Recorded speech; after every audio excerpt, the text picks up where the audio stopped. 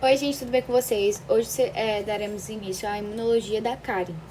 Bom, inicialmente a gente tem que entender o que é a cárie. A cárie é uma doença biofilme açúcar dependente, no qual vai promover a desmineralização do dente. Bom, essa cárie, para que aconteça, existem alguns fatores necessários, como o dente susceptível, a dieta, o tempo e a microbiota. Existem também alguns fatores protetores para que essa cárie não aconteça. A saliva, o esmalte, a dentina, o fluido gengival, barra clavicular, uma higiene oral eficiente. E existem alguns fatores modificadores, barra de risco, como renda, escolaridade e classe social. Bom, eu disse que a microbiota é um fator necessário. E dentro dessa microbiota existem alguns micro-organismos específicos, como S. mutans, o Actinomyces e os lactobacilos. Os S. mutans eles são muito importantes porque eles vão iniciar a colonização. E eles têm a capacidade de adquirir a película adquirida do nosso dente. Dessa forma, esse S. mutans ele é responsável por metabolizar os carboidratos e alguns ácidos gráficos.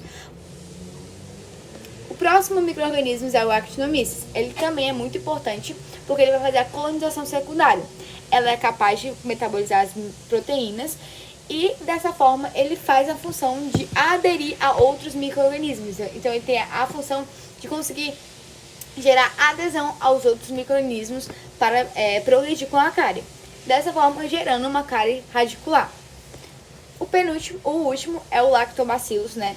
Que também tem essa função de colonização secundária e vai ajudar também na adesão a outros micro-organismos. E dessa forma, ele também tem a função de formação de alguns ácidos. Antes de tudo, a gente tem que entender a fisiopatologia da cárie. Bom, a gente tem que entender que dentro do nosso dente a gente tem alguns compostos, dentre esses a hidroxapatita.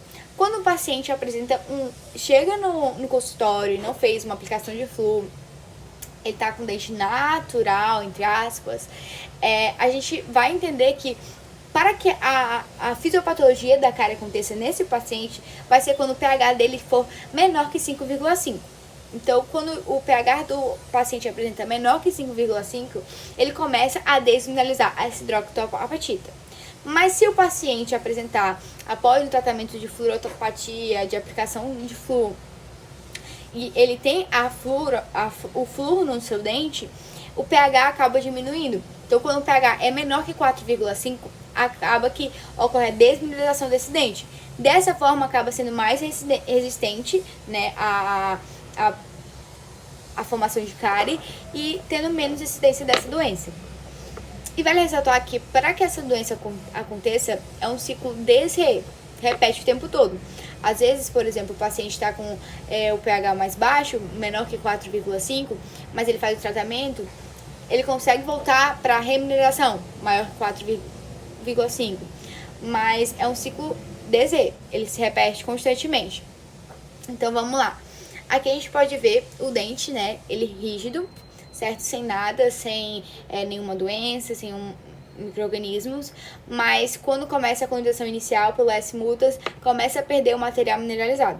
E após isso, se não tiver uma intervenção, acaba que pode atingir, né, essa desmineralização pode atingir o esmalte inicialmente, posteriormente a dentina e posteriormente o tecido pulpar. E quando chega o tecido pulpar, a gente vai ter a doença pulpar. Dessa forma, com a não intervenção do profissional da saúde, pode chegar até a formação da cavidade. Importante saber que o desenvolvimento de uma resposta imunológica é necessário que a cavidade chegue à dentina. Lembrar que na dentina a gente tem os tubos dentinários e esses tubos dentinários eles são responsáveis por esses prolongamentos dos odontoblastos. Então eles têm justamente essa inervação, eles conseguem, né? Inervação não, perdão. Tem esses prolongamentos. E aí começa a imunologia. E a fisiopatologia? Vamos lá. Como acontece a cárie? O biofilme adere ao dente inicialmente. Posteriormente, quando o biofilme já está aderido ao dente, o micro-organismo fermenta esse carboidrato. Esse carboidrato ele é fermentado e ele acaba produzindo o ácido lático. Lembrar que quando o ácido chega no meio, o pH diminui.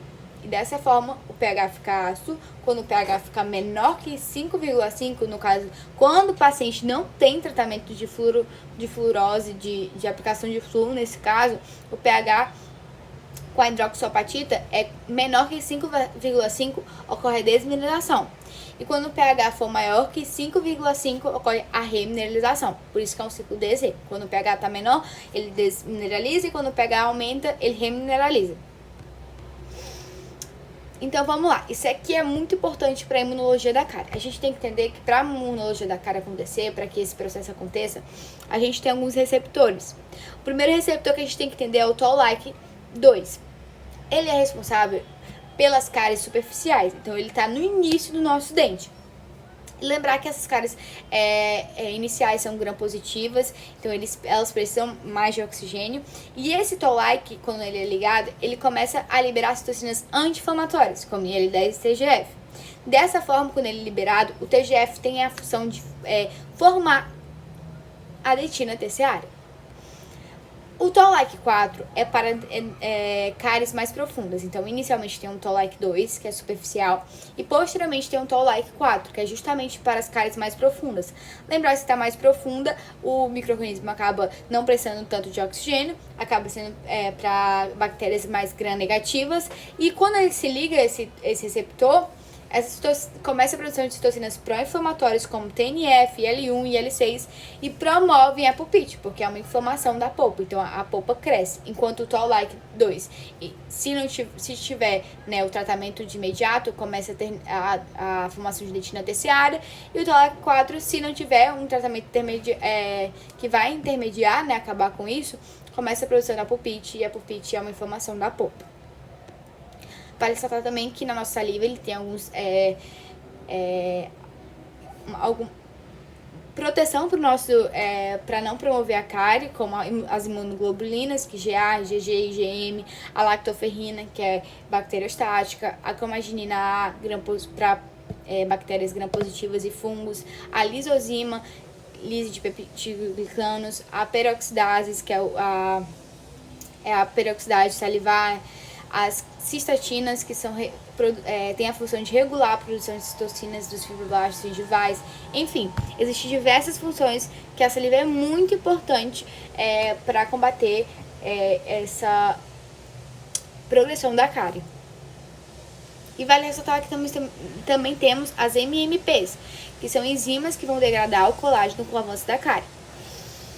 Agora vamos entender um pouco sobre o capeamento pulpar. O capeamento pulpar ele pode ser dividido tanto em direto como indireto. O capeamento pulpar direto é quando a polpa está exposta, então um tratamento quando a gente tem uma polpa exposta. E o capeamento pulpar indireto é quando a polpa não está exposta, então quando não tem sangramento, quando a gente não vê a polpa, é um capeamento pulpar indireto.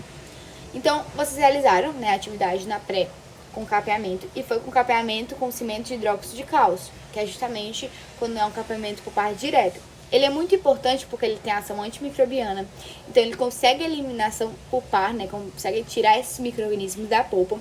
Tem a formação de dentina esclerosada e reparadora, que é uma dentina que vai ajudar para proteger justamente essa polpa. Então ele protege a polpa contra estímulos termoelétricos. Então esse capeamento com cimento de hidróxido de cálcio é muito benéfico para o paciente. E essas foram minhas referências. Muito obrigada!